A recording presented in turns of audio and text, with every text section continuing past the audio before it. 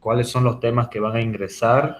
He perdido algunas de mis diapos, así que no tenga, vamos a tratar de hablarlo así, sin diapositiva, ¿ya? Pero me imagino que en el primer corte entra lo básico, ¿no? Las bacterias de crecimiento difícil, los bacilos positivos y hasta treponemas ingresa, si no me equivoco. ¿Qué más ha avanzado?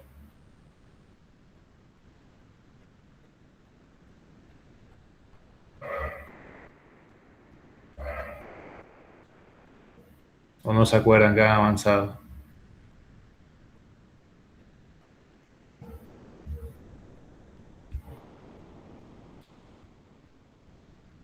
Bueno, Disculpe, hemos avanzado en bacterias de crecimiento difícil, bacterias gram negativas, espiroqueta, los bacilos gram positivos aerobios esporulados y los gram positivos no esporulados. ya. Vamos a tratar de abarcar lo más que podamos porque es bastante información y también vamos a abarcar un poco de laboratorio. Sus exámenes son tanto teoría como práctica, ¿ya? A no ser que hayan cambiado la modalidad, pero generalmente era así. Empecemos entonces con los que son las bacterias de crecimiento difícil. Fíjense, estas bacterias tienen características generales. Toditos ellos son bacilos o cocobacilos gram negativos y se dice que son pleomórficos.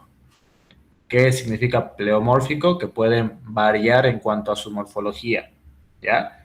Yo podría quizás encontrarlo más alargaditos como bacilos o quizás más redondeados como cocobacilos, ¿ya? Por eso son pleomórficos. Está entre estas dos morfologías. Pero toditos son gram negativos. Ahora, algunos de ellos son aerobios estrictos, como por ejemplo la bordetela, y muchos otros son anaerobios facultativos, ¿ya? Y una característica importante de la mayoría de estas bacterias de crecimiento difícil es que son intracelulares. La mayoría de ellos necesitan invadir una célula para poder dividirse y, bueno, no, propagarse y producir la infección. Y son inmóviles, o sea que ninguno de estas bacterias tienen flagelos, ¿ya? Esas son características generales de estas bacterias de crecimiento difícil. Ahora, la pregunta es, ¿por qué se llaman así? ¿Por qué estas bacterias se llaman o se les dice que son de crecimiento difícil? Por estas tres condiciones que están viendo acá, ¿ya? Uno, la mayoría de ellos necesitan más tiempo para que se puedan desarrollar sus colonias. No es como las que nosotros generalmente sembramos y al día siguiente ya hay colonias, no. Yo necesito darle por lo menos un día más, 2 días más, una semana, 2 semanas, ¿entiendes? Entonces necesitamos darle más cantidad de tiempo, mayor tiempo para que puedan desarrollarse sus colonias. Ahora, otra condición o característica que lo hace difícil es que necesitan un requerimiento especial. No es que me va a crecer en un medio de cultivo convencional, en cualquier medio, no, no es así. Para estas bacterias nosotros necesitamos medios específicos que tengan sus requerimientos nutricionales específicos también, ¿bien? Entonces son y necesitan algunos nutrientes especiales, ¿ya? Y lo último es que necesitan condiciones ambientales también específicas, algunos de ellos, principalmente la microaerofilia y en algunos casos lo que es la humedad también, ¿ya? Entonces fijémonos acá, justamente esas condiciones se los he colocado aquí para que podamos entender por qué son bacterias de crecimiento difícil. Por ejemplo, la brucela, fíjense la brucela. En algunos casos, la brucela puede crecerme de 2 hasta 4 días, pero se puede extender hasta 21 días. 3 semanas podría extenderse el cultivo de esta brucela, ¿ya? O sea, claramente estamos viendo que necesita mucho tiempo para poder desarrollarse. Es de crecimiento difícil. Yo al día siguiente no voy a poder ver sus colonias, ¿ok? Una condición especial que necesita es generalmente la microaerofilia. ¿Quién se acuerda qué es microaerofilia?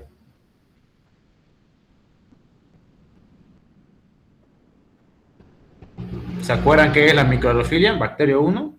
¿Han sembrado con microaerofilia?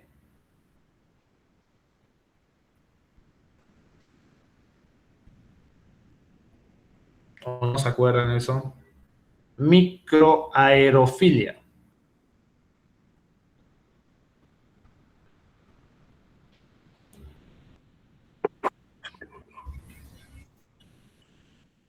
¿Nadie?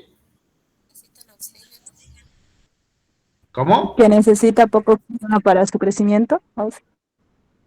Que necesita poca cantidad, poca concentración de oxígeno, generalmente un 5% de oxígeno, ¿ya? Pero aparte, y va de la mano con la microaerofilia, también necesita un 5% de dióxido de carbono. Entonces nosotros tenemos que darle esa condición microaerófila. Microaerofilia significa eso, poca cantidad de oxígeno, 5% de oxígeno, pero también del 5 al 10% de dióxido de carbono. Eso es microaerofilia. ¿Cómo obtengo yo esto en el laboratorio? Con una lata, una velita encendida.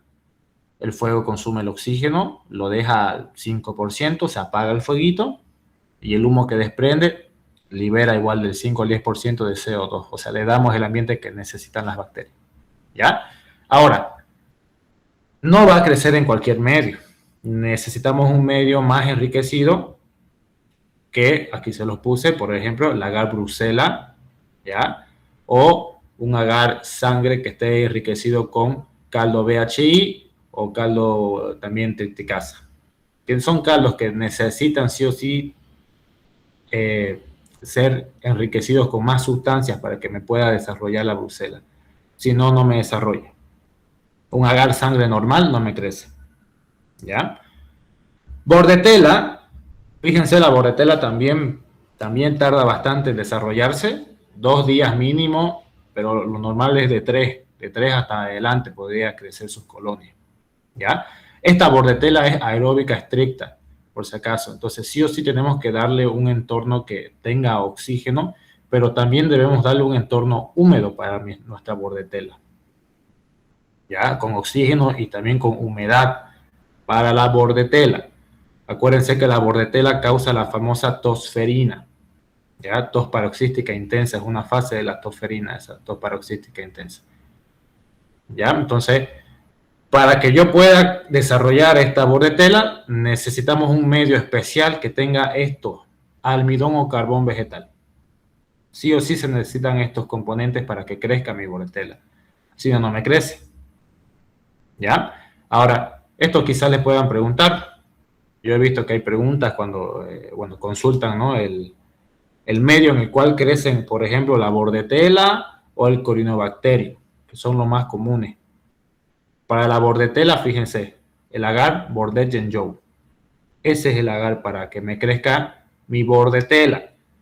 Pero también puede ser mi agar Regan-Lowell. Ya estos dos, Bordet-Genjow o Regan-Lowell, para la bordetella. Haemophilus, importantísimo Haemophilus, tenemos diferentes especies, pero son dos las que destacan, Haemophilus influenzae y también el Haemophilus ducreyi. Para ambos se necesitan por lo menos 2 días para que crezcan las colonias, ¿ya? Ducreyi tarda más, Ducreyi sí o sí va a tardar más, pero el influenzae, a partir de 2 días recién voy a empezar a observar sus colonias pequeñitas, bien pequeñitas, y tengo que darle más tiempo para que me crezcan unas colonias de un poco mayor tamaño. ¿Ya? Muchos de estos Haemophilus necesitan sí o sí microaerofilia.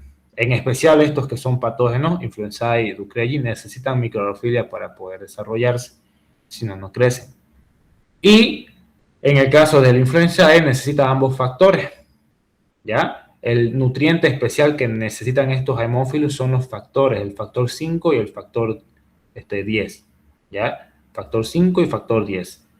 El NAD y la hemina, justamente. Eso necesita mi Haemophilus.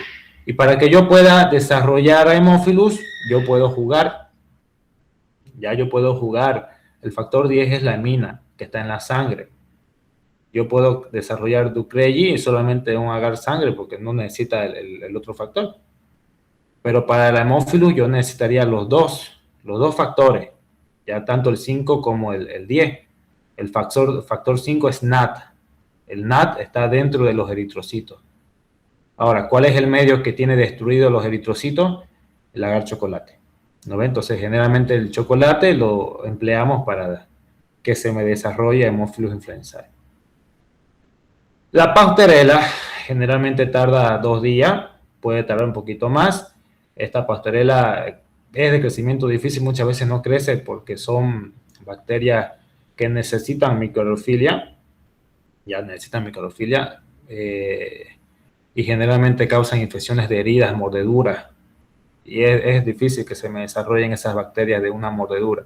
Casi no se hacen cultivos a no ser que estén muy purulentos, pero si solamente está inflamado, se hace un tratamiento preventivo. Para esta pasteurela, agar sangre o agar chocolate. La francisella,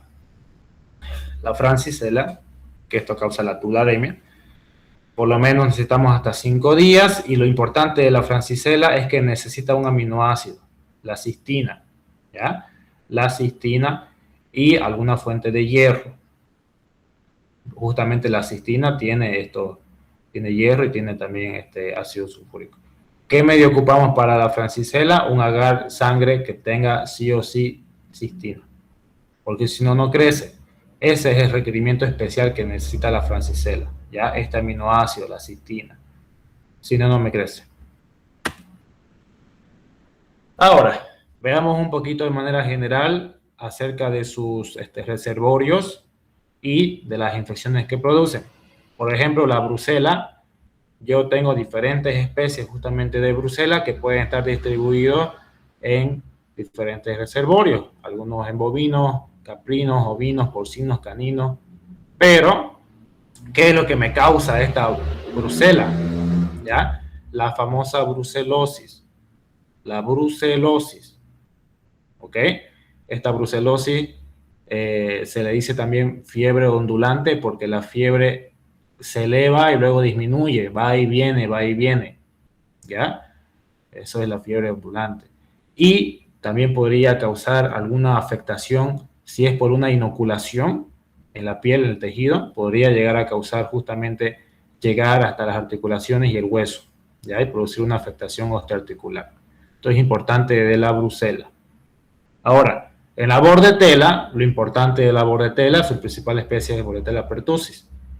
Hay otros también, para pertussis, pero el principal es pertussis. ¿Qué es lo que hace la bordetela? La famosa tosferina. Eso no se deben olvidar. No hay otra bacteria que cause tosferina, es bordetela, solo bordetela, ¿ya? Y esta tosferina, bueno, se caracteriza por diferentes fases. Una primera fase donde hay pura rinorrea y tos, como si fuese un resfriado común, hasta con una pequeña inflamación, lagrimeo, ¿no? Como una conjuntivitis, y fiebre. Esa es la primera fase, como un resfriado. Pero luego llega una fase que se le dice paroxística intensa, que es aquí cuando se le dice también que suena como la tos de un perro, tos perruna, ¿no?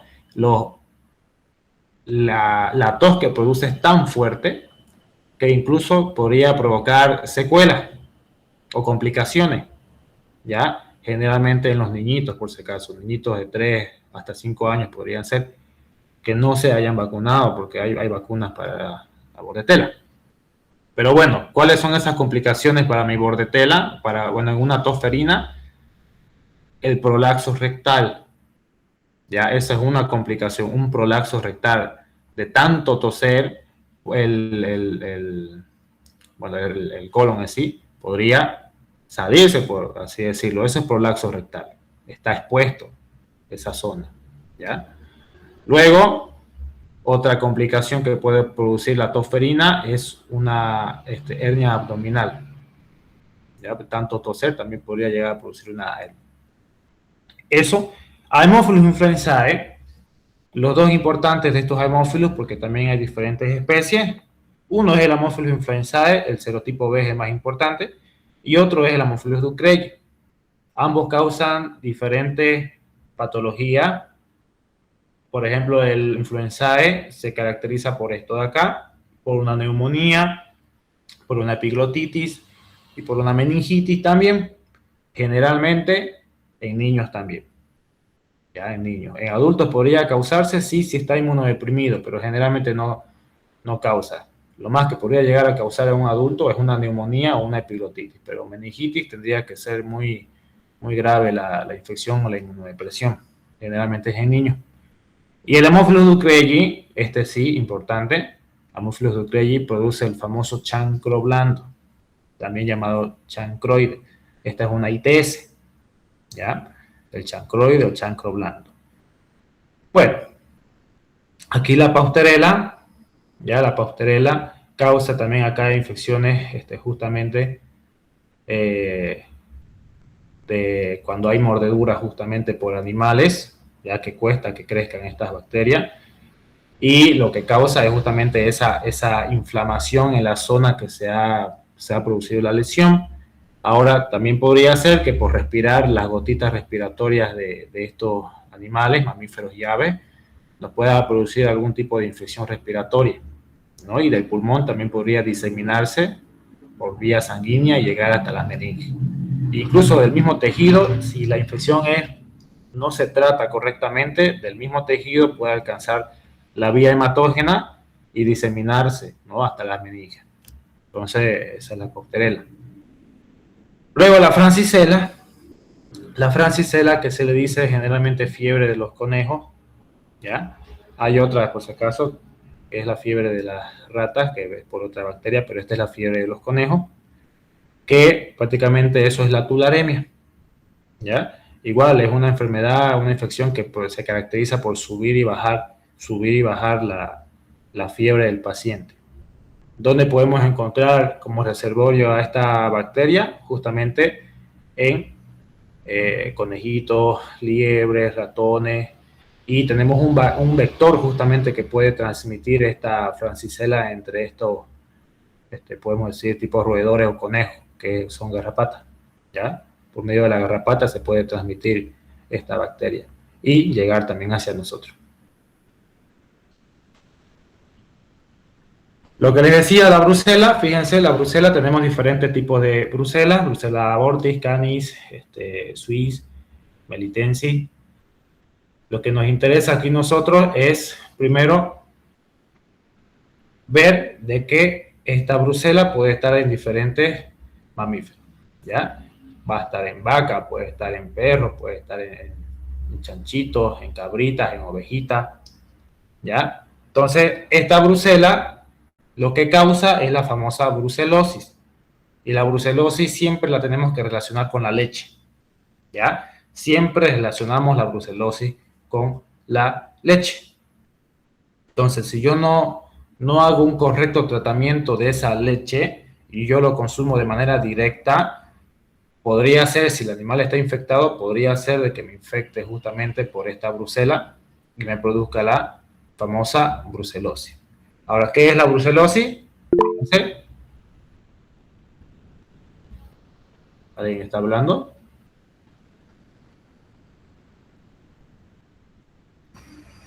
Continuemos, Ausi. Continuemos.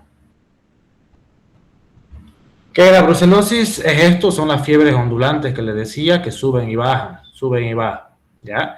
Y algo importante de esta brucelosis es que puede llegar a causar una complicación de osteoarticular, ¿ya?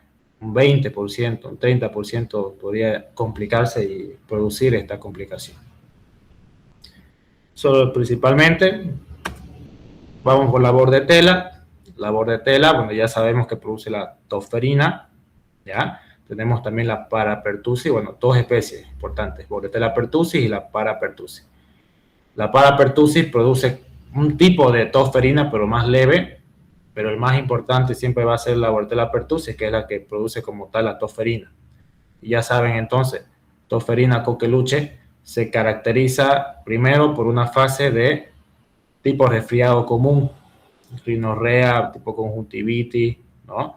Fiebre y otros más, pero luego pasa a una fase de tos paroxística intensa, que aquí es donde nosotros escuchamos esa famosa tos perruna y el paciente se queda prácticamente sin aire, ¿no? De tanto toser, le crea una disnea y sus complicaciones, que ya sabemos con sus principales complicaciones es el prolapso rectal y las hernias abdominales. Ahora, generalmente esto se produce, como les decía, en niños que no han sido vacunados con la famosa pentavalente, ¿ya? Hasta 5 años generalmente, pero podrían ser tranquilamente más si es que no se han vacunado. Aquí en Haemophilus, esta tabla siempre ingresa. Bueno, en mi experiencia, en mi tiempo, ingresaba bastante esta tabla, ¿ya? Pero no completo. Lo que ustedes deben saber para poder hacer esta tablita es primero entender de que estos Haemophilus necesitan, sabemos, los factores, factor 10 y factor 5. Algunos necesitan dióxido de carbono, ¿no? La microaerofilia justamente. Y algunos de ellos también producen hemólisis. Hasta aquí generalmente es la tabla que ustedes deben saberla para su examen, ¿ya? Si saben esto, ya tienen puntitos ahí asegurados. Haemophilus influenzae, fijémonos qué es lo que nos dice la tabla. Primero, Haemophilus influenzae necesita ambos factores, tanto factor 10 como factor 5. Y necesita sí o sí lo que es mi microaerofilia. ¿Ya? Necesita microaerofilia. Ahora, esta Haemophilus influenzae no produce hemólisis. Si ustedes se dan cuenta, ¿cuál es la diferencia entre la Haemophilus influenzae con uno parecido que tenemos de la influenzae, que es el parainfluenzae? La única diferencia entre estos dos es que el parainfluenzae no necesita el factor 10, pero sí necesita el factor 5. Después lo demás puede ser lo mismo. Igual puede necesitar microaerofilia, igual no produce hemólisis, ¿ya? Luego tenemos uno que es muy parecido al influenzae, que es el hemolítico. Fíjense, a hemolíticos también necesitan ambos factores. Entonces aquí yo podría quizás empezar a sospechar de influenzae y que no lo sea. ¿Cómo lo voy a poder diferenciar? Por estas dos características. Los hemolíticos no necesitan microaerofilia, ¿ya? Y obviamente dice hemolítico. ¿Qué significa eso? Que produce hemólisis, ¿no? Entonces así yo voy a poder diferenciar, por ejemplo, entre un influenzae y un hemolítico, porque el hemolítico produce hemólisis, el influenzae no produce hemólisis, ¿ya? Y ahora, también yo tengo un parahemolítico, que prácticamente es lo mismo que el parainfluenzae, con la diferencia de que el parahemolítico produce hemólisis, ¿ya? Entonces eso no se van a olvidar. Y como un caso un poquito más aislado, tenemos el Ducrelli, que el Ducrelli solamente necesita el factor 10 para poder desarrollarse, no necesita las otras condiciones, pero necesita más tiempo, por lo menos 5 días para poder desarrollarse, ¿ya? Ahora, estos Haemophilus influenzae, por si acaso, yo los puedo clasificar en dos tipos. Puedo tener algunos que sean tipificables y otros que no lo sean. ¿De acuerdo a qué se basa esta tipificación? De acuerdo a la cápsula, ¿ya? Hay Haemophilus que presentan cápsulas que son más patógenos. Y hay Haemophilus que no presentan cápsulas, que no son patógenos y generalmente están dentro de la microbiota oral. ¿Ya? Podrían ser patógenos oportunistas, pero no producen que mi neumonía, que mi meningitis, que mi epiglotitis, no. ¿Ya? Ahora, la cápsula que tiene esta Haemophilus es diferente. Esto quizás les puedan preguntar también, porque no es una cápsula de polisacáridos normal que tiene la mayoría, ¿ya? Esta es una cápsula de estos componentes que están viendo acá. Una polirribosa, el ribitol y el fosfato. ¿Ya? Esto es importantísimo para nuestro Haemophilus influenzae, el serotipo B. Su cápsula es totalmente diferente con estos compuestos. ¿Ok? Ahora, ¿cómo se llega a transmitir este Haemophilus? Por vía respiratoria, vía aérea. Por las gotitas respiratorias, justamente mientras uno habla, mientras uno canta, mientras uno estornuda y todo lo demás, se van produciendo secreciones que son secretadas al aire y llega a su huésped, ¿no? La cuestión es que esta patología o Haemophilus influenzae generalmente produce, como les decía, neumonías, meningitis y también epiglotitis. Esas son sus 3 principales infecciones que deben acordarse para un hemófilo, ¿ya? Neumonía, meningitis y epiglotitis para Haemophilus influenzae. Generalmente en niños, ¿ya? En niños, hasta máximo 5 años podríamos ver que se dan la mayoría de los casos de estas infecciones, ¿ya? Eso no nos olvidemos, pero también podemos tener aquí una pequeña complicación por la proximidad que existe justamente la vía aérea superior con el oído interno. Se podría llegar a producir una otitis, si es que se rompe esa pequeña membrana que lo separa, tranquilamente pasa al oído interno y produce la otitis, ¿ya? O incluso podría irse a las cavidades sinoviales, bueno, no sinoviales, pero podría llegar a producir la famosa sinusitis, ¿ya? En esa cavidad. Ahora, Haemophilus ducreyi, este es el único ITS de estos Haemophilus, los demás son transmitidos por vía aérea. Solamente ducreyi se transmite por transmisión sexual, que es lo que produce el chancroide, ¿ya? Chancroide o chancro blando. Podría ser que les coloquen una imagen. Yo imagino que ya han visto cómo es el chancroide. Es una úlcera en el genital, justamente, que tiene bordes muy irregulares. No es, o sea, no es redondeadito, circularcito, no, tiene unos bordes muy difusos, muy irregulares. Y la característica de esto es que es dolorosa, ¿ya? Es dolorosa. ¿Por qué les digo eso? Porque hay otra bacteria, Treponema pallidum, que causa el chancro duro. Este no es chancro duro, este es chancro blando, ¿ya? Con bordes difusos y dolorosos. El chancro duro por Treponema pallidum tiene bordes muy, muy definidos, es indoloro y bueno, tiene su característica de que es más endurecido, ¿no? Que a comparación de este chancro blando. Hay que saber hacer esa diferenciación. ¿Quién produce el chancro blando o chancroide? Haemophilus ducreyi. ¿Quién produce el chancro duro? Treponema pallidum. Vamos con la Pasteurella. La Pasteurella justamente lo que produce principalmente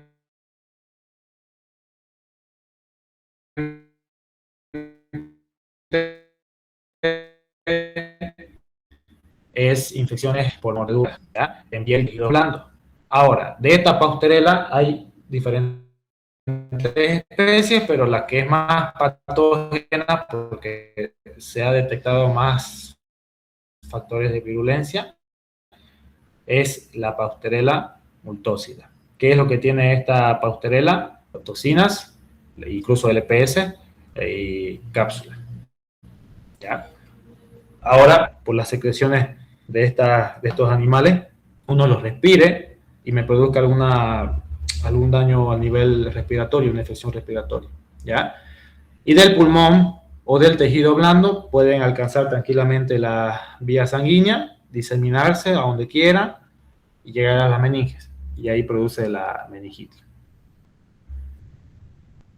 Luego la Francisella. La Francisella, la principal especie de Francisella es la famosa Francisella tularensis, que justamente esta Francisella es la que me produce la tularemia, ¿ya?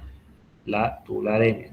Esto es importante, de la tularemia, porque acá podemos tener que incluso esta Francisella tularensis tiene diferentes subespecies, pero hay 2 subespecies importantes, el tipo A y el tipo B, ¿ya? Subespecie tipo A es tularensis como tal, y la subespecie tipo B es la holártica, ¿ya? El más fuerte, el que tiene más virulencia, tanto para los conejitos y también para los humanos, es el tipo A, o sea, Francisella tularensis, subespecie tularensis.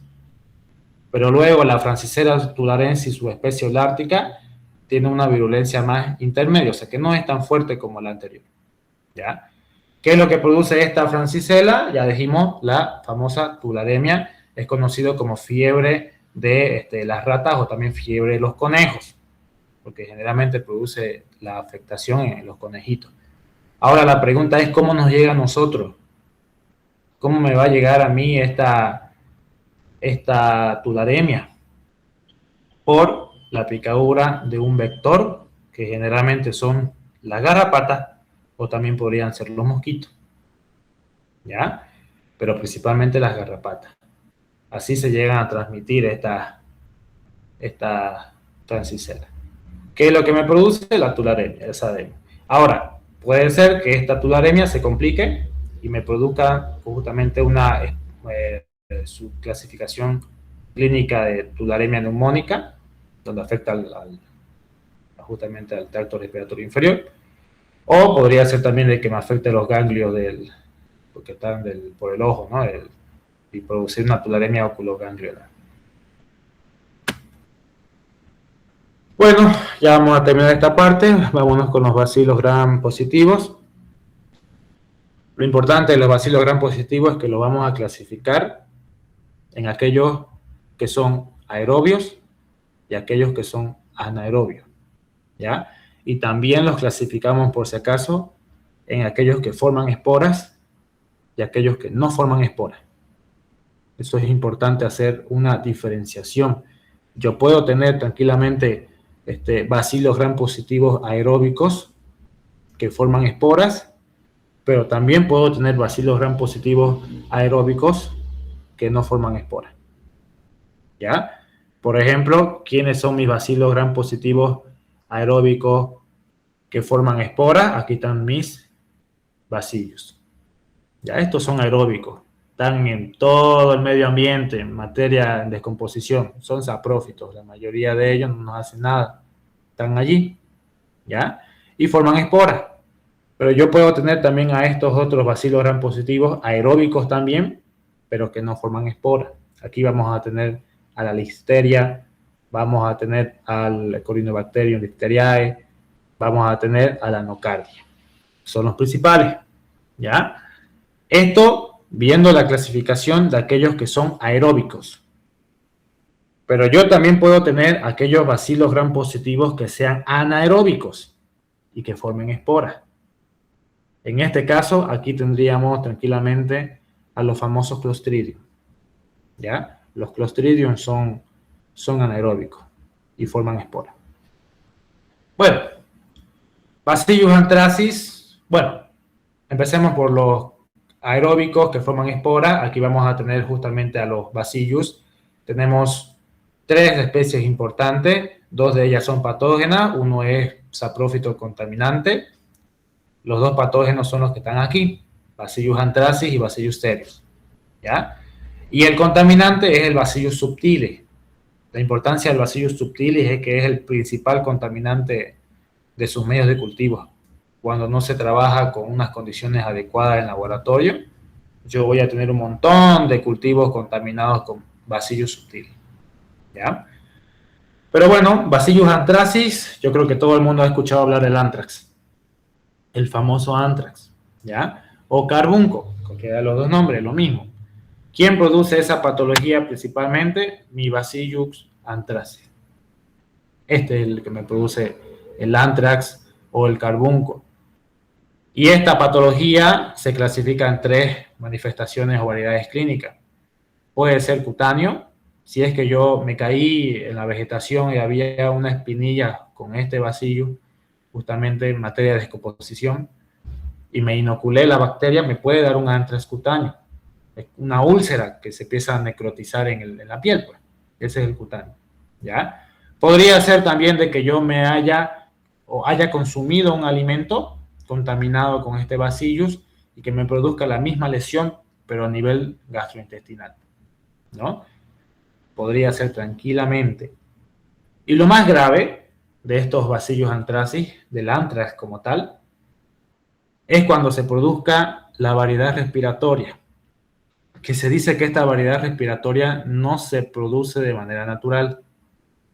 Cuando uno encuentra que un paciente tiene anthrax respiratorio, eso es por bioterrorismo, ¿ya? Porque de manera normal, natural, Nunca vamos a ver de que se formen aerosoles por Bacillus anthracis que nosotros podamos respirar.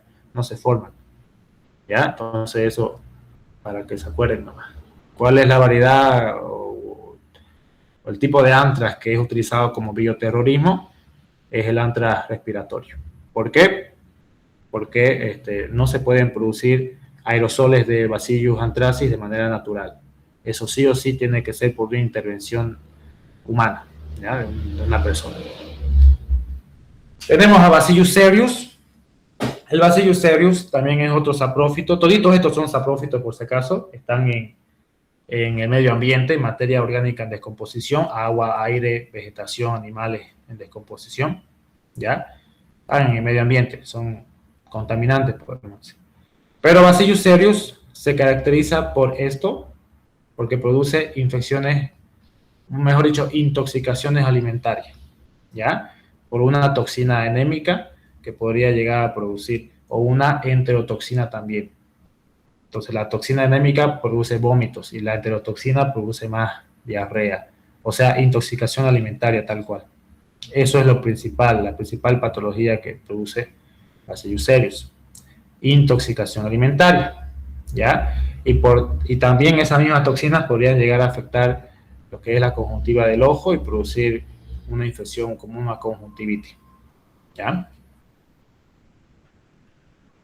Los que no forman esporas, los tenemos acá, a la famosa listeria. Listeria monocitógena es la especie más patógena, ¿ok?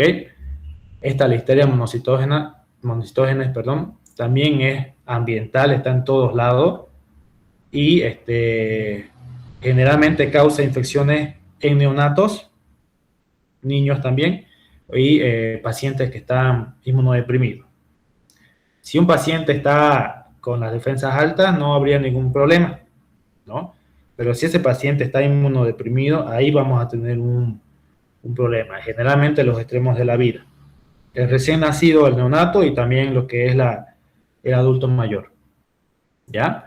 Y aquí hay algo importante que tenemos que mencionar acerca de la listeria, que es también peligroso, podemos decir, para las mujeres embarazadas, ¿ya?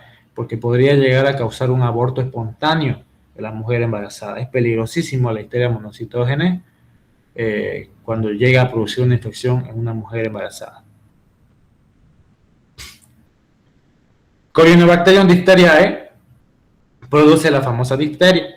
Es una placa, una pseudomembrana que se forma en la faringe, ¿ya? Causada por este bacilo gram positivo, por su toxina diftérica justamente, ya que está formado por una fracción A, una B, y bueno, va a empezar a matar a las células, su toxina diftérica. Nocardia es otro saprófito, causa los micetomas, ¿ya? Los actinomicetomas, no los eumicetomas, por si acaso.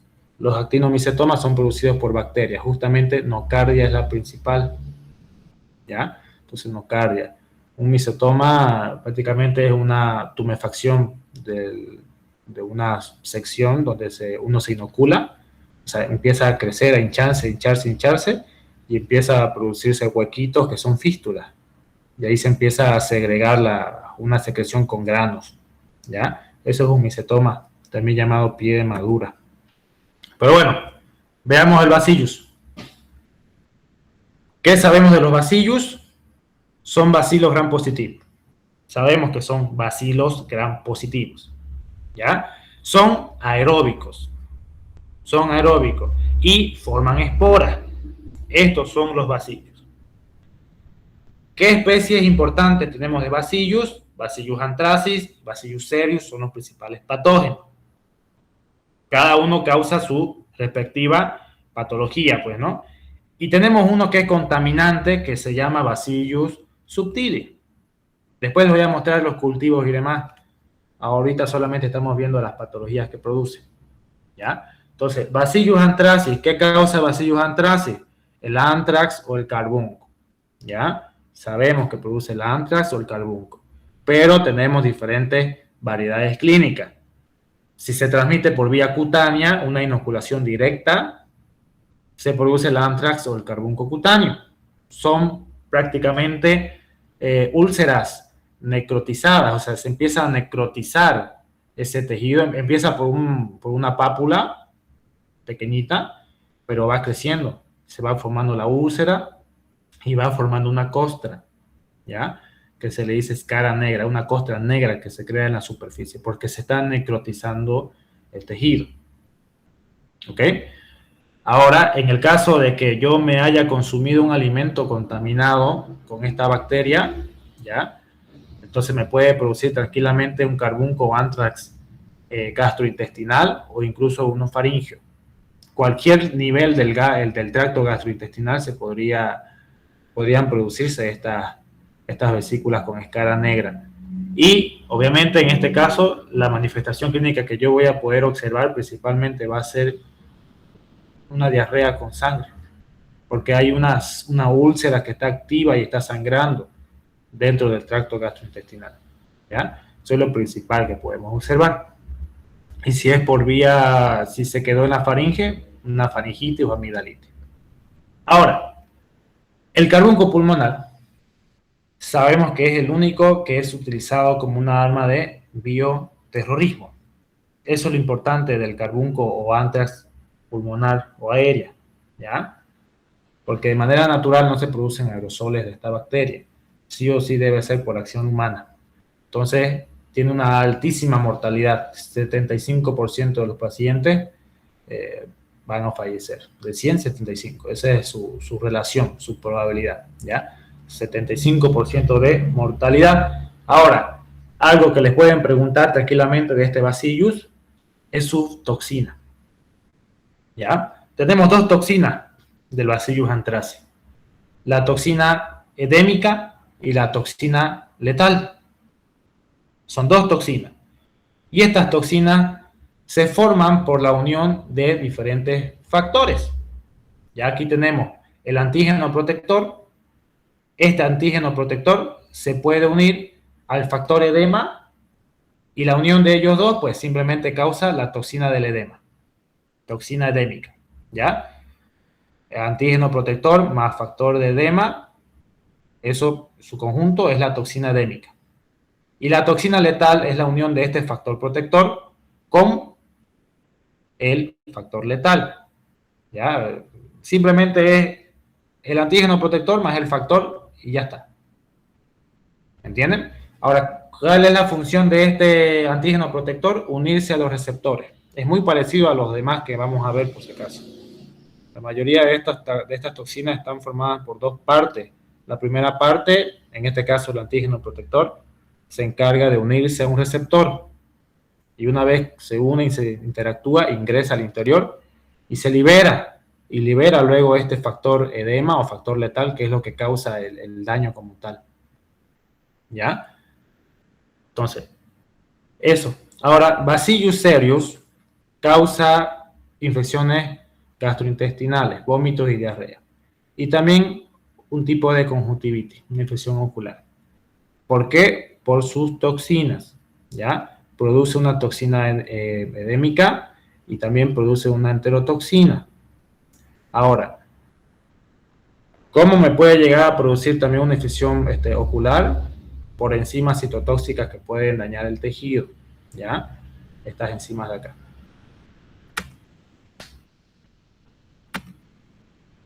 Corynebacterium es otro bacilo gram positivo. La diferencia con los anteriores es que, bueno, en este caso, la forma es diferente. Fíjense que siempre va a tener un extremo que es más gordito, ¿ya? Se le dice que tiene forma, sí, de bastón, pero en forma de mazo, porque tiene una punta que está más grande, podemos decir, más grueso, ¿ya? Positivo con forma de mazo o letras chinas. Vean acá como una letra china. Uno ve esto en la tinción de Gram y ya empieza a sospechar del famoso Corynebacterium. ¿Qué es lo que produce el Corynebacterium? ¿Quién se acuerda? ¿Qué produce el Corynebacterium?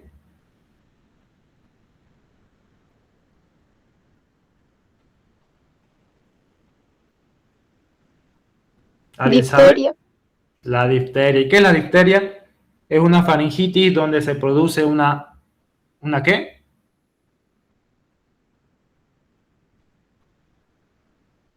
Una pseudomembrana. ¿Ya? Eso es la difteria. Una faringitis, ahí en la faringe se empieza a necrosar el tejido y forma esa pseudomembrana, justamente. Eso es difteria. Ahora, ¿qué es lo importante de esto? ¿Cómo es que se produce esa pseudomembrana? Por la toxina diftérica. Muy parecido a la anterior toxina del Bacillus anthracis. Aquí también vamos a tener que esta toxina tiene diferentes unidades, el A y el B. ¿Ya? En este caso, el B es la que se llega a unir con receptores y luego el A es la que prácticamente inhibe las reacciones químicas de la célula, y si la célula no produce sus reacciones químicas, su síntesis de proteína, pues se muere. ¿Ya? Y así se empieza a necrotizar el tejido. ¿Ok? Como lo están viendo en esta imagen, aquí está Corynebacterium, que empieza a producir su toxina diftérica. Tiene una fracción A, una fracción B. La B es la que se une aquí al receptor de una membrana e induce que ingrese por un endosoma. Ya ingresó, ya está dentro de esta toxina. Y luego se libera la subunidad A, y esta subunidad A es la que evita posteriormente que se empiecen a sintetizar proteínas y producir diferentes reacciones químicas, ¿no? Entonces este factor A o subunidad A es lo que prácticamente inhibe la síntesis de proteínas y otras sustancias. Y se empieza a morir el tejido. Listeria.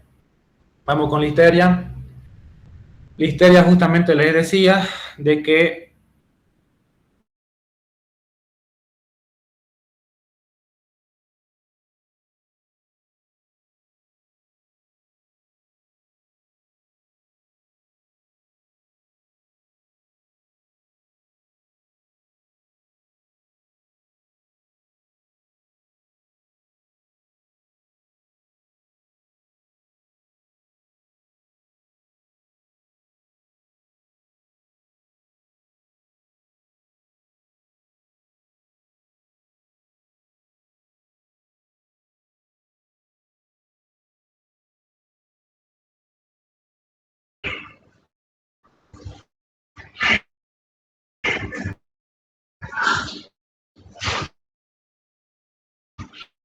No se escucha.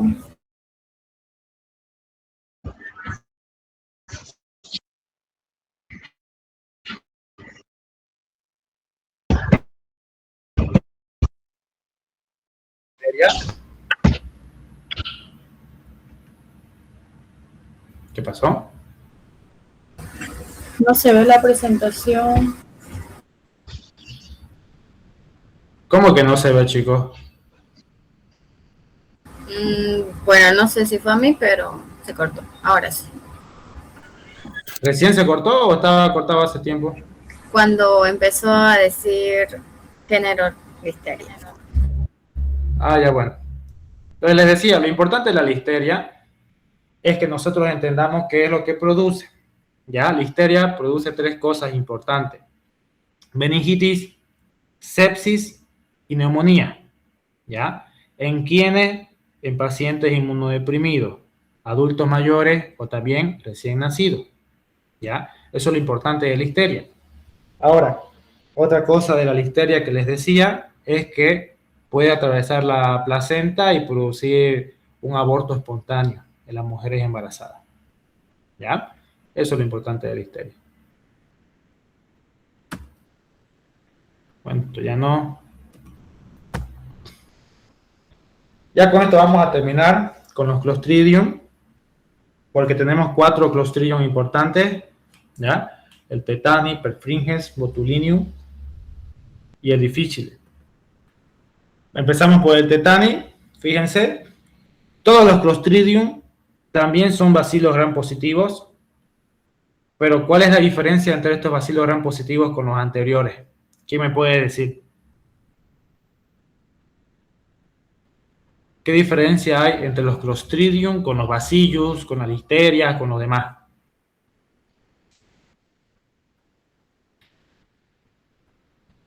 ¿Son anaeróbicos? Son anaeróbicos.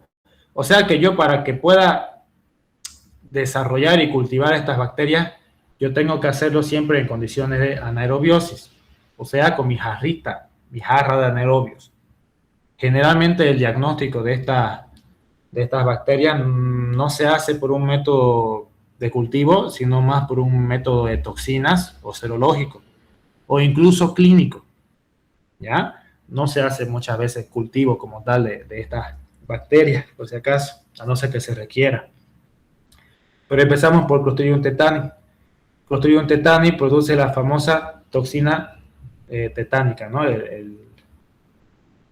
Claro, el tétano, como se dice. Ahora, ¿qué es lo que hace esta toxina tetánica?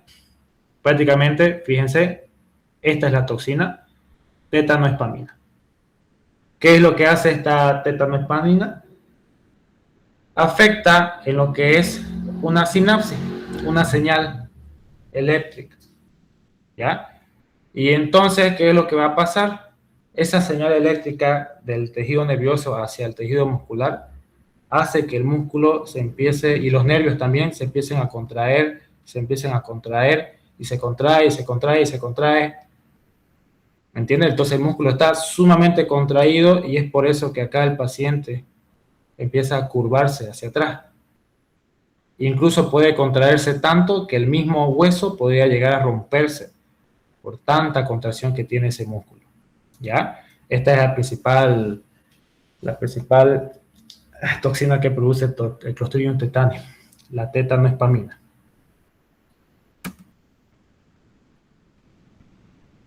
Vean justamente eso. ¿Qué produce entonces esta tétanoespamina? La contracción muscular, y bueno, eso da lugar también a los famosos espasmos musculares. En todo el cuerpo van a haber ocasiones en que ese músculo se empieza a contraer, como les digo, puede llegar a contraerse tanto que se quiebran los huesos, ¿ya? Muy bien. Clostridium botulinum, en este caso el Clostridium botulinum es lo contrario, no produce la contracción del músculo, sino que más que todo lo deja flácido. O sea, es lo contrario a la toxina tetánica, ¿ya? La toxina botulínica. Y está la toxina botulínica. Esta toxina botulínica, por si acaso, la podemos encontrar en alimentos que estén contaminados con esta bacteria. Justamente, si es ambiental, puede estar en cualquier parte, ¿ya? Entonces, alimentos que estén contaminados, latas, conservas y demás, ahí podemos llegar a encontrar a esta toxina botulínica. Muy bien. El perfringens, este es importante, el perfringens, lo más importante, este perfringens es el que me causa la famosa gangrena gaseosa. ¿Han visto cómo es la gangrena gaseosa?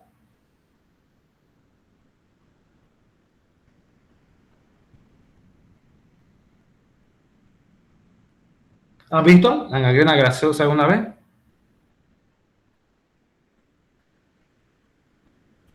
No. No. ¿No han visto que un pie diabético se empieza a necrosar, a hinchar? Eso es gangrena gaseosa, el tejido empieza a morir, a todo negro, y hay que cortar, pues, ¿no? Porque si eso se puede seguir expandiendo. Entonces, esa es la famosa gangrena gaseosa.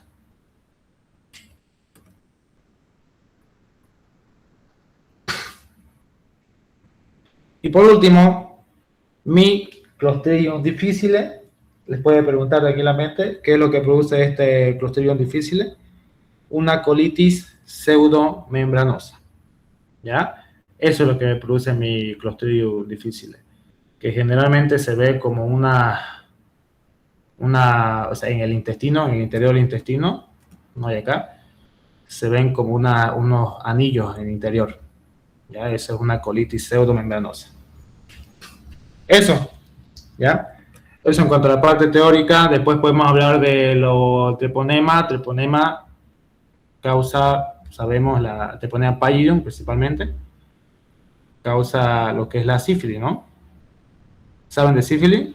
Tenemos diferentes etapas: sífilis primaria, que es la del chancro duro, Después la sífilis secundaria, que es la diseminada, produce petequias en palmas o pies también. Luego se encuentra en una fase de latencia, momentáneamente, pero está dañando órganos. Y la última fase es la terminal, cuando ya es una neurosífilis o está dañando totalmente el corazón, pero ya no hay nada que hacer. Ya son 3 etapas para la sífilis. Pero bueno, ¿alguna consulta hasta el momento para que empecemos con laboratorio?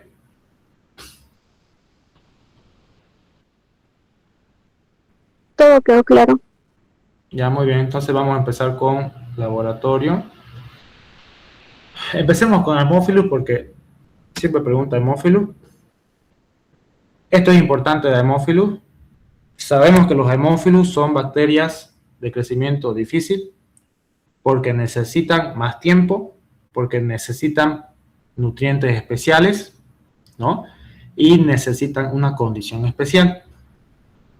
En este caso, ¿cuáles son los nutrientes especiales que necesitan los Haemophilus? ¿Quién se acuerda?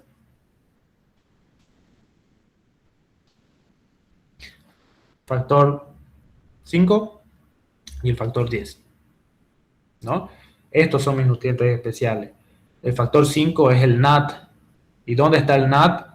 Adentro de los eritrocitos, ya de los glóbulos rojos. Y el factor 10 es la amina. ¿Dónde está la amina? En toda la sangre, libre. Está en la sangre libre ahí, ¿ya? Circulando. Entonces, dos factores, factor 10 y factor 5. Factor 10 es la amina, factor 5 es el NAT que está dentro de los eritrocitos. Entonces, lo importante de acá es que para que nosotros podamos cultivar estas bacterias, ocupamos agar sangre y agar chocolate. Bueno, esto lo de menos. Quiero las colonias, aquí las colonias. Las colonias que producen estos Haemophilus son colonias pequeñitas, fíjense, pequeñitas, bien pequeñitas, que se dice que tienen un aspecto de gotita de rocío. Cuando cae el rocío, esas pequeñas gotingas, así son las colonias de mis Haemophilus, ¿ya? Y nosotros justamente tenemos una prueba que no es confirmatoria, por si acaso, pero sí nos da un indicio de que pueda tratarse de alguna de estas especies. Ya es una prueba de tamizaje, podemos decir, para Haemophilus influenzae. ¿Cuál es esa prueba? Esta prueba de acá, la prueba de satelitismo. Les van a preguntar esta prueba. Es muy común que pregunte esta prueba, ¿ya? ¿En qué se basa esta prueba de satelitismo? Ustedes van a agarrar y van a sembrar la cepa sospechosa de Haemophilus y van a hacer estrías puros zigzag en todo el medio, ¿ya? En todo el medio puras estrías zigzag. Y luego van a tomar una cepa de Staphylococcus aureus y la sembramos en toda la mitad, todo el medio también. Una sola estría, ¿ya? ¿Se entiende? Estrías en zigzag del posible Haemophilus influenzae y luego una estría con Staphylococcus aureus en el medio. Y lo llevamos a incubar con microfilia, ¿ya? Al día siguiente yo me voy a dar cuenta. Si veo que ha crecido colonias alrededor de la estría de Staphylococcus, esto es satelitismo positivo. Yo sospecho de que se trata de Haemophilus influenzae. Tendría que confirmarlo. Esta no es una prueba confirmatoria, por si acaso, ¿ya? Tendría que hacer mis requerimientos de factores para ver si se trata o no se trata de Haemophilus influenzae, pero es muy probablemente que sí se trate de Haemophilus influenzae, ¿ya? Ahora yo les quiero preguntar, ¿por qué se me forman estas colonias pequeñitas? Ese es el fundamento de la prueba, por si acaso. ¿Por qué se me forman las colonias pequeñitas alrededor de la estría de estafilococo?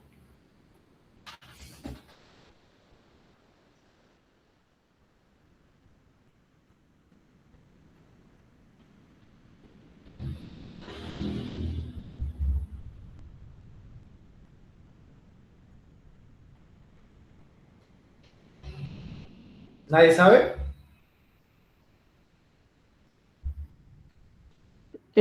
Por la hemólisis que causa el Staphylococcus aureus liberando los factores.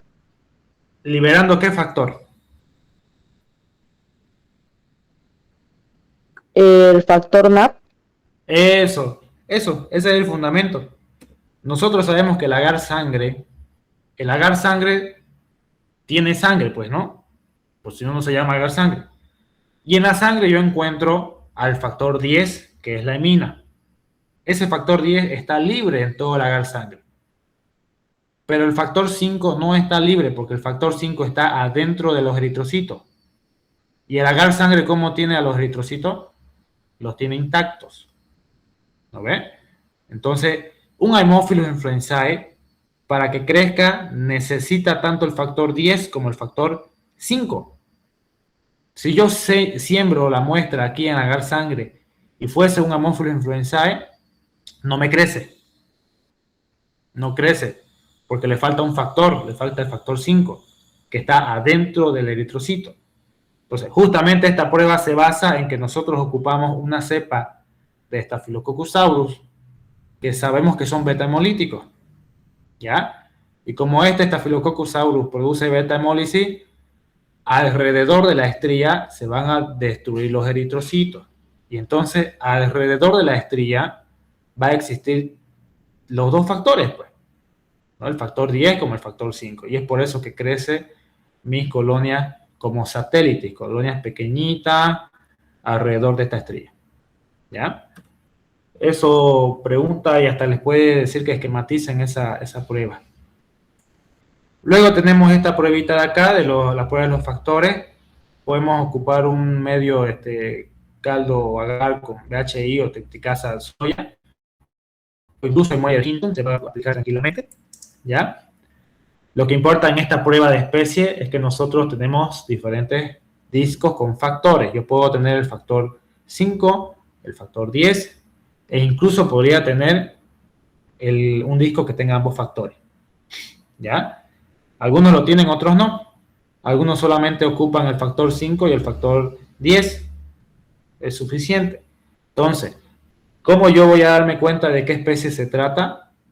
Porque si solamente crece en el factor 5, ya yo puedo sospechar tranquilamente de Haemophilus ducreyi, ¿no? Si yo veo que crece tanto el factor en el medio del factor 5 y el factor 10, sospecho de un influenzae o también de un hemolítico. Tendría que ver la hemólisis, si hay o no hay hemólisis, para diferenciar estos otros dos, ¿no? Si yo veo que solamente crece en el factor 10, puede ser un parainfluenzae o puede ser un parahemolítico. ¿Entienden? O sea, esta es mi prueba definitiva para que yo pueda diferenciar justamente estas especies que estamos viendo acá. Ya, fíjense, Haemophilus influenzae necesita ambos factores, el 10 y el 5, y crece en microaerofilia. No produce hemólisis. El Haemolíticus es lo mismo, solamente con la diferencia de que no necesita microaerofilia y produce hemólisis. ¿Ya? El parainfluenzae solamente crece en el 5. No puede ocupar microaerofilia como no, pero no produce hemólisis. Y el parahemolíticus, lo mismo, el 5, no produce hemólisis. No necesita microaerofilia y sí produce hemólisis. ¿Ya? Esta tabla deben aprendérsela. Y que les va a preguntar así tal cual, le colocan así la tablita. Eso, vámonos a la ganderela. Ganderela. De la ganderela, más que todo le pregunta la importancia de los lactobacilos. Ustedes saben que los lactobacilos son parte de la microbiota de la mucosa vaginal. Se encargan de mantener un pH ácido en la cavidad vaginal, ¿ya? Porque justamente la glucosa la degrada y forma ácido láctico, y eso es lo que baja el pH de la cavidad vaginal. Ahora, ¿por qué es necesario que tenga un pH ácido la cavidad vaginal? Porque tenemos también otros microorganismos, ¿ya?, que puedan contaminar, o incluso aquellos que estén ahí mismo como microbiota, pero en pocas cantidades, que no deberían aumentar, ¿ya? Es el caso de la ganderela. La ganderela es parte de la microbiota, pero está en muy poca cantidad. Cuando hay un desequilibrio y empieza a crecer o desarrollarse esta ganderela, ahí me produce una patología que se llama vaginosis bacteriana. ¿Ya? La famosa vaginosis bacteriana es una secreción media grisácea que tiene un olor fuerte a pescado y produce prurito, picazón. ¿Ya? Entonces, la importancia de los lactobacillus es que controla el desarrollo de otros microorganismos que están también dentro de la cavidad vaginal, ¿ya? Justamente por el pH ácido que produce. ¿Cómo yo identifico estas bacterias con esto? Esta es la principal prueba, un examen directo donde nosotros veamos estas células. Esto de acá es una célula guía. Cuando ustedes vean esta célula epitelial que está llena de bacterias alrededor, esa es una célula guía, ¿ya? Vean esta célula está normal, no tiene nada, está bonita, está limpia. A comparación de estas otras células, están, podemos decir, sucias, llenas de bacterias alrededor, tachonadas, ¿ya? Adheridas las bacterias en su membrana, en su superficie. Eso era en examen directo, pero también lo vamos a ver más bonito en una tinción de Gram. Fíjense la diferencia entre esta bacteria, perdón, entre esta célula y esta otra célula. Esta célula tiene su citoplasma hermoso, bonito, y con muchos, bueno, tiene unos cuantos lactobacilos. Pero lo que importa es que la membrana está limpia su membrana, ¿ya? A comparación de esta otra, que yo veo que tiene muchos puntitos, algunos positivos, algunos negativos, pero tiene muchas bacterias adheridas. Esta es una célula guía, ¿ya? Con tan solamente ver la célula guía o célula clave, como quieran decirle, yo ya sé que esto es una vaginosis bacteriana. No necesitaría hacer más prácticamente. Yo veo esto y es vaginosis, ¿ya? Pero algunos hacen una prueba, podemos decir, complementaria, que es el test de amina. Se puede hacer en tubo, se puede hacer en portaobjeto, no importa. Lo que interesa es que ocupamos acá un hidróxido de potasio, pero bajito, al 10%, ¿ya? Hidróxido de potasio al 10%, lo enfrentamos con la secreción, con la muestra, la secreción vaginal, y si detectamos olor a pescado, es porque es el test de amina positiva. O sea, empieza a liberar aminas, ¿ya? Y eso es lo que produce el olor a pescado. ¿Consultas de esto?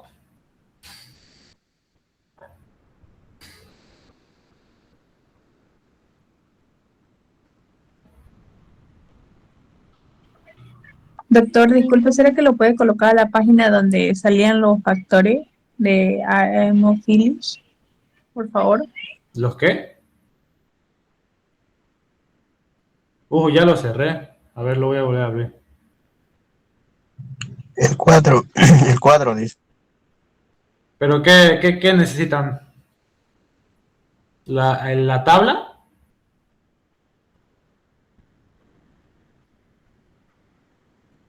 También donde salían los factores La prueba de requerimiento. de la bacteria. Por eso la tabla, pues.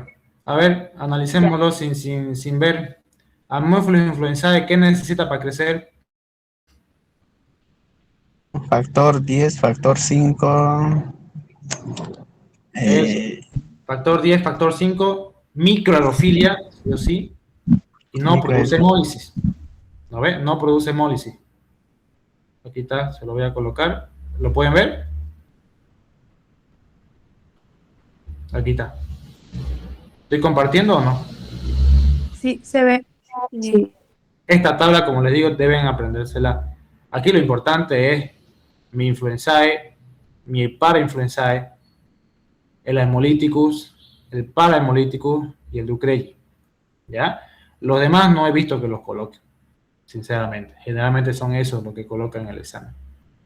Y de esto lo importante es que entiendan cuáles son las bacterias, o sea, qué factores necesitan estas bacterias.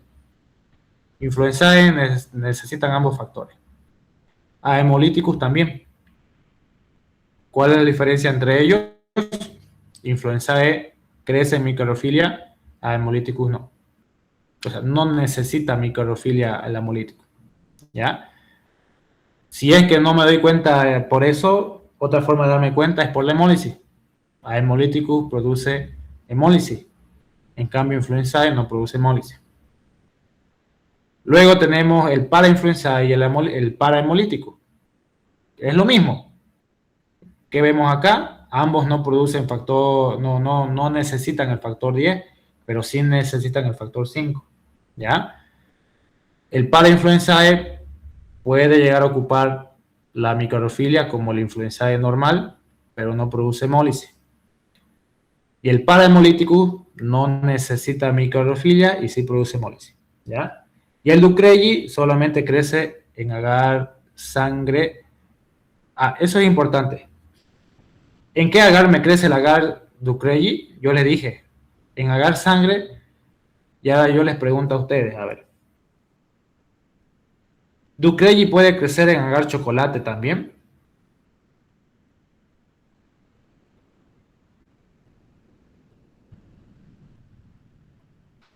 Haemophilus ducreyi.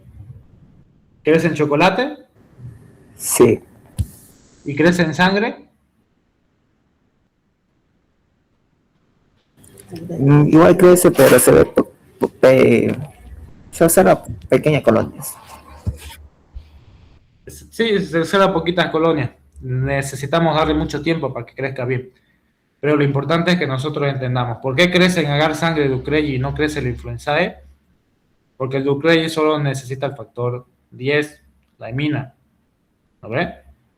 Entonces, por eso es que me permite prácticamente el desarrollo en agar sangre, el Ducrelli. Eso. ¿Alguna otra pregunta?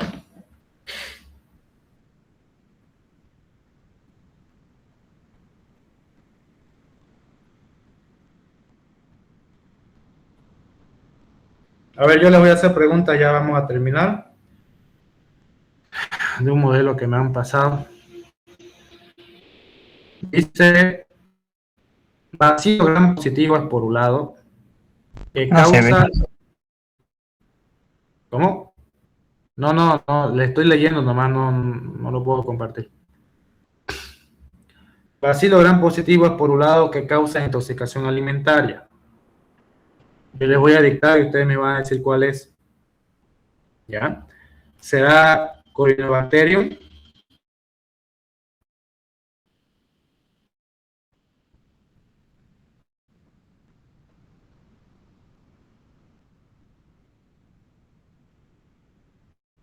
¿Hola?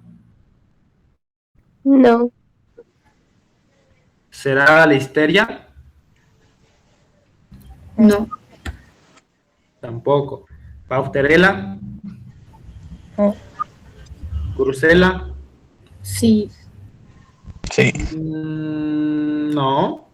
La brucela no es un bacilo gran positivo. La brucela es un cocobacilo o bacilo gran negativo, no es positivo. Entonces no es brucela. Haemophilus influenzae, no. Bacillus cereus, Sí, ese, ¿no? Ese es un bacilo gran positivo que causa intoxicación alimentaria. Luego dice, agente causal de la difteria, Haemophilus ducreyi, no, lactobacilo, no, difteria, no, Sí. Corynebacterium, sí, Corynebacterium. Bacilo gran positivo por un lado que causa el anthrax, ¿cuál es? ¿Quién sabe? Bacillus anthracis, El Bacillus anthracis. Bacilo gran positivo que sobrevive a 4 grados centígrados y en pacientes adultos inmunodeprimidos causa meningoencefalitis o septicemia. Aquí está clarito, pero algo con lo que se pueden ayudar es que la listeria sobrevive a bajas temperaturas. Justamente, ahora me han dicho de que ustedes ya no hacen pruebas de laboratorio para listeria. Antes hacíamos, pero hacíamos justamente la tolerancia al frío para esta listeria. Lo sembramos en un medio zinc y lo colocábamos en la heladera. ¿Ya? Esa era una prueba para la listeria. si crecía, pues porque es listeria, porque la listeria tiene esa capacidad de crecer en bajas temperaturas, 4 grados centígrados, ¿ya? Por si acaso, entonces si ustedes leen eso, eso es listeria. Y si acá les colocara que puede causar aborto espontáneo en mujeres gestantes, sigue siendo listeria. Llamados también probióticos. ¿Quiénes son probióticos? Creo que me olvidé decir eso. ¿Quiénes son los probióticos de todas las bacterias que hemos visto? El lactobacillus. Los lactobacilos. Justamente cuando a una mujer le da una infección, a veces queda alterada la microbiota vaginal y después de ello vienen infecciones recurrentes. No es porque esté expuesta de nuevo a la gente, sino que simplemente su lactobacillus están alterados y tiene que consumir probióticos de lactobacillus para restaurar su microbiota. Infección que se adquiere por mordeduras de gatos, por ejemplo. ¿Cuál era esa? ¿Cuál dijimos que se adquiere por mordedura?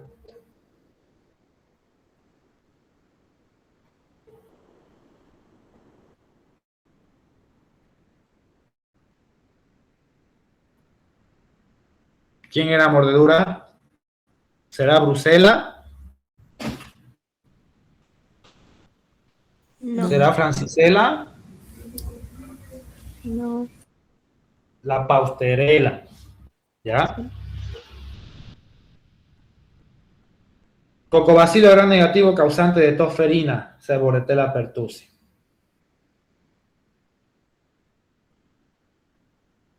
Chancro blando chancroide. ¿Quién produce eso? Haemophilus ducreyi. ¿Ya? ¿Qué más tenemos acá? El agar que tiene mayor disponibilidad de factor 5 y 10, permitiendo el desarrollo de Haemophilus es. ¿Cuál es ese medio? Obviamente agar chocolate, ¿no? Chocolate tiene los dos factores. Si solamente tuviese el factor 10, ese sería el agar sangre. Pero el agar sangre no me permite a mí que se desarrolle la Haemophilus influenzae, porque esta influenzae necesita ambos factores. Entonces el chocolate tiene los dos. ¿Qué bacteria empleamos para la producción o liberación del factor 5 en el cultivo de Haemophilus influenzae? Staphylococcus aureus. Un Staphylococcus aureus. ¿Qué más me dice acá? Haemophilus influenzae es una bacteria gram negativa exigente que para su desarrollo necesita factor 5 y 10, no requiere microaerofilia del 5 al 10% de CO2 y produce hemólisis. ¿Falso o verdadero? Falso. Falso. ¿Quién sería ese?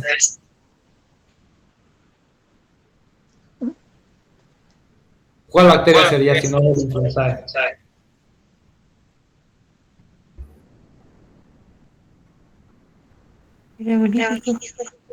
Eso, hemólisis. A ver, ¿en qué porcentaje se utiliza el hidróxido de potasio para el test de amina? 10%. Indique la observación microscópica para el diagnóstico de Ganderella. Simplemente viendo las células guías o células clave. ¿Ya? Esto no lo hemos visto. Pruebas no invasivas que se emplean para el diagnóstico del Helicobacter pylori. Ustedes saben que para pylori tenemos las pruebas invasivas y también las no invasivas. ¿Ya?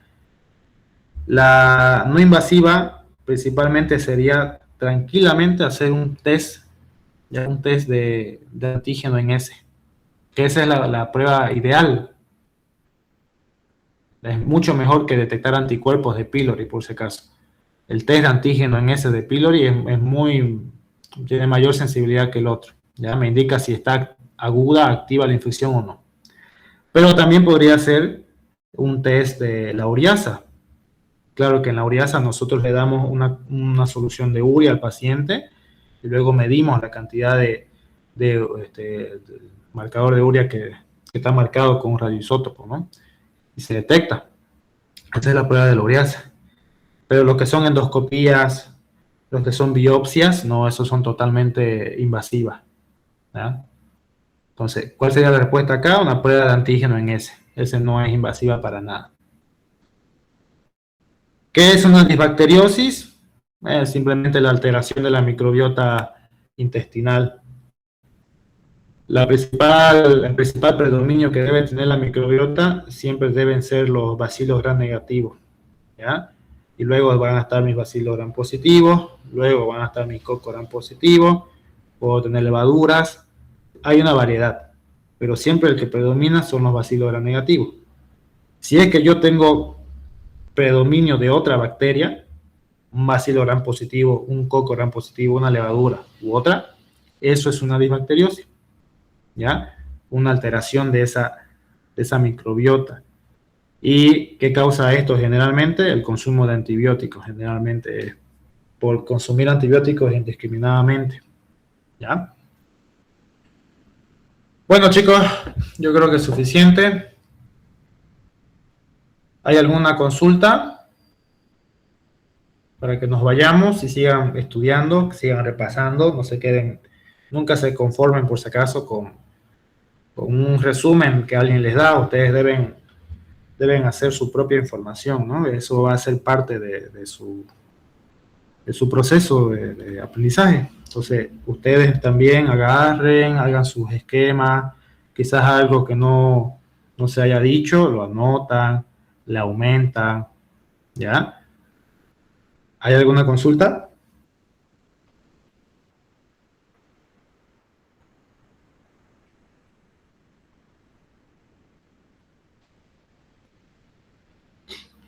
Ninguna. Bueno, muchas gracias, chicos. Nos vemos entonces. Que tengan buenas noches y les deseo éxitos en sus exámenes. Que les vaya muy bien. Nos vemos.